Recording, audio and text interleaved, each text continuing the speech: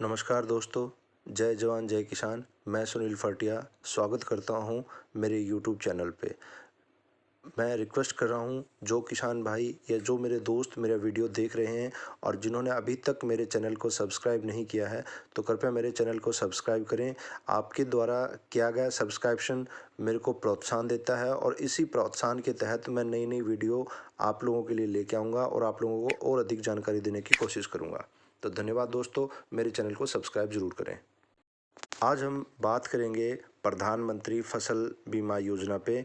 जिन किसान भाइयों ने अपना केसीसी बनवा रखा है या नहीं बनवा रखा, लेकिन उन्होंने प्रधानमंत्री फसल बीमा के लिए आवेदन किया था, लेकिन किसी कारणवश उनका बीमा नहीं मिला है, तो आज इसी विषय पर हम चर्चा करेंगे।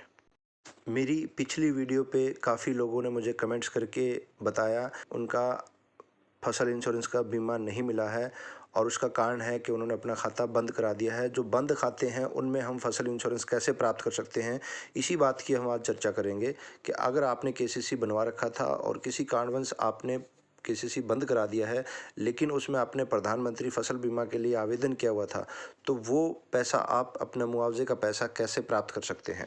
अब उदाहरण के तौर पे मैंने अपना केसीसी कार्ड बनवाया हुआ था, उसमें मैंने फसल इंश्योरेंस के लिए आवेदन भी किया हुआ था, मेरे फसल इंश्योरेंस के पैसे भी कटे हुए हैं, लेकिन किसी कारणवश मेरे को अपना केसीसी बंद कराना पड़ा।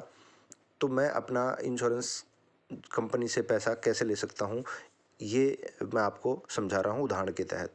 मेरा केसीसी जो है पीएनबी बैंक में था, मैं पीएनबी बैंक से किसी कारणवश अपना केसीसी बंद करा दिया, तो मेरे को मुआवज़ा लेने के लिए पीएनबी बैंक में जाना होगा। पीएनबी बैंक में जाके मैनेजर से या जो केसीसी देखते हैं उनसे मेरे को मिलना होगा। उनसे मिलके एक एप्लीकेशन मुझे वहाँ देनी होगी कि मेरा ये खाता नंबर है, मेरा ये नाम है और मैंने किसी कारणवश अपना केसीसी बंद करा दिया, लेकिन उसमें मेरा फसल इंश्योरेंस का जो है पैसा कटा हुआ है और वो पैसा उसका जो क्लेम है, फसल का जो क्लेम है, वो मेरे दूसरे सेविंग अकाउंट में है। जैसे पीएनबी में ही था तो पीएनबी का सेविंग अकाउंट है, मैं उस पीएनबी सेविंग अकाउंट की डिटेल, पासबुक की फ़ोटोकॉपी, अपने आधार कार्ड की फ़ोटोकॉपी मैं एक एप्लीकेशन के साथ लिख के और वो अटैच करके बैंक में जमा करा दूंगा। तो होगा क्या कि बैंक उस एप्लीकेशन को और उस आधार कार्ड की फ़ोटोकॉपी और बैंक की पासबुक की फ़ोटोकॉपी को इंश्योरेंस कंपनी के पास भेजेगी। इंश्योरेंस कंपनी उस अकाउंट को चेक करेगी कि मेरी जो पिछली डिटेल्स हैं वो सभी सही हैं या नहीं हैं, और उसी के आधार पर मेरा पैसा ट्रांसफ़र कर देगी मेरे नए अकाउंट में। लेकिन यहाँ सबसे बड़ी ध्यान देने वाली बात ये है कि जो आधार कार्ड मैंने दिया है उसमें डेट ऑफ बर्थ वही होनी चाहिए जो मेरी केसीसी अकाउंट में थी। जो अकाउंट मैंने दिया है उसमें डेट ऑफ बर्थ वही वही होनी चाहिए जो मैंने केसीसी अकाउंट में दी हुई है। मतलब आपकी सारी जो जानकारियाँ जो हैं वो सेम होनी चाहिए उसमें। ये नहीं है कि केसीसी अकाउंट में आपकी डेट ऑफ बर्थ थी, आपका नाम कुछ और था, और सेविंग अकाउंट में आपका नाम और आपकी डेट ऑफ बर्थ में कोई चेंज हो। अगर ऐसा कुछ हुआ तो आपको पैसा नहीं मिलेगा। इसके लिए आप ध्यान दें कि जो आपके आधार कार्ड में डेट ऑफ बर्थ है वही आपके केसीसी अकाउंट में अपडेट होनी चाहिए और वही आपके सेविंग अकाउंट में अपडेट होनी चाहिए। सबसे बेस्ट तरीका तो ये होता है कि आजकल जो केसीसी बन रहे हैं उसमें बैंक सेविंग अकाउंट और केसीसी दोनों उसी आधार कार्ड के हिसाब से ही ओपन करते हैं। अगर आपका वो सेम है तो फिर कोई दिक्कत नहीं है, आप अपना सेविंग अकाउंट और आधार कार्ड वहाँ जमा करा दीजिए, आपको पैसा मिल जाएगा।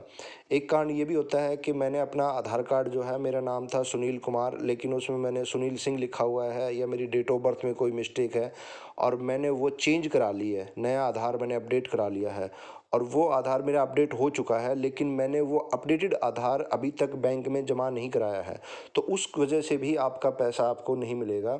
इसके लिए आपको करना क्या होगा कि जो अपडेटेड आधार कार्ड जो आपका है वो आपको बैंक के पास जमा कराना पड़ेगा और आपको एक एप्लीकेशन लिख के देनी होगी कि ये इसमें पुराने आधार कार्ड में मेरी ये चीज़ गलत थी, मैंने इसको अपडेट करा के नया करा लिया है, तो कृपया मेरा नया आधार जो है वो आप बैंक के साथ लिंक कर दें, बैंक अकाउंट के साथ लिंक कर दें। वो लिंक होने के बाद आपका जो फसल इंश्योरेंस का जो मुआवजा है वो क्लेम आपका आपके अकाउंट में भी आ जाएगा। तो ये थी आज की जानकारी। अगर मेरी दी हुई जानकारी आप लोगों को अच्छी लगी हो तो कृपया मेरे चैनल को सब्सक्राइब ज़रूर करें। धन्यवाद दोस्तों।